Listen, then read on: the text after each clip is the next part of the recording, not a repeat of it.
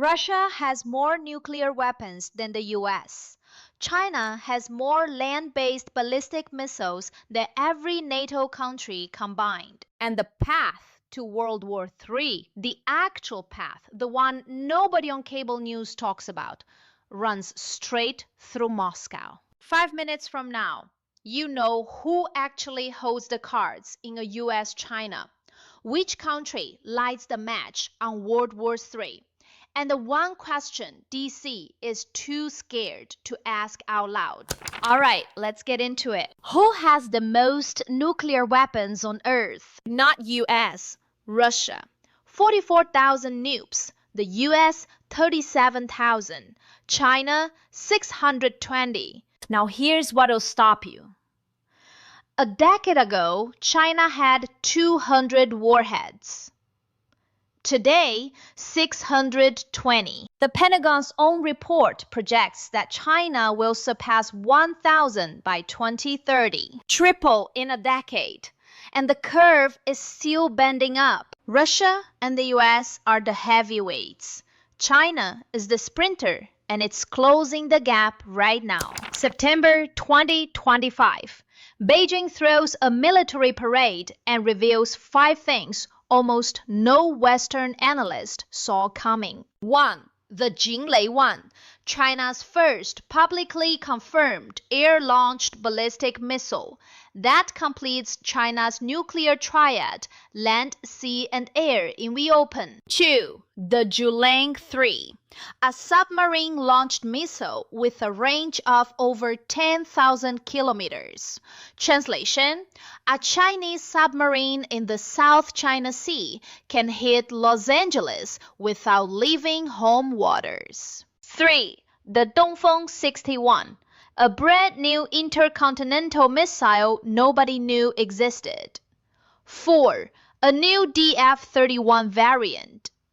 5. Hypersonic at fielded scale. Every assumption about how fast China is modernizing was wrong.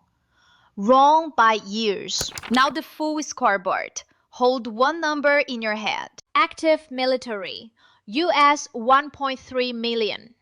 China's ground force, 1.04 million, close to parity. Aircraft carriers, US 11, China 3, but China's goal, 9 carriers by 2035. Intercontinental missiles, this is the number, US 400, China 400, parity right now. And I'm going to be 100% with you. Both countries have a complete nuclear triad, land, sea, air. US's is older, 60 years mature. China's was publicly completed in 2025. But the structure? Same delivery legs, different vintage. Here's the part that'll make you uncomfortable. What does the US have that China doesn't? Stealth fighters. 11 carrier strike groups. Treaty allies, Japan, South Korea, Australia, the Philippines. 6 times more nuclear warheads. Decades of combat experience. What does China have that the US doesn't? 2,700 land-based intermediate-range missiles. The US has 0, banned by the INF Treaty for 32 years. Fielded hypersonics. Anti-ship ballistic missiles are built to defeat US carriers, the world's largest shipbuilding industry, and dual-capable missiles where you can't tell if the warhead is nuclear or not until it lands. So who wins this war? The answer is nobody. Regional fight over Taiwan? China has the local advantage. Strategic nuclear exchange? Mutual annihilation. Global extended war?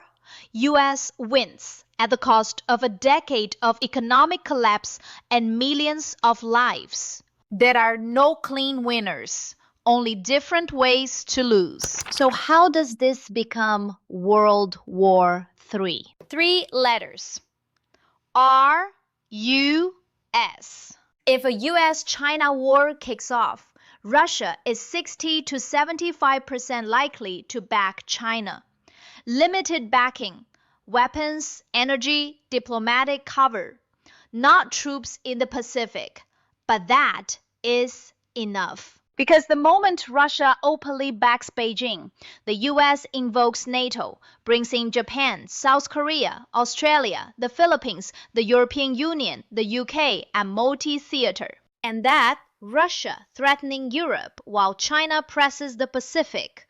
That's World War III. Probability in the most likely path, 25 to 40%. If Russia goes heavy, 60 to 80. And the country that lights the match? It won't be the US, it won't be China, it will be Russia. The moment Moscow decides Beijing is worth bleeding for, that is the trigger. So here's the question I want to leave you with, and I want you to actually sit with it. Will war help the US stay number one?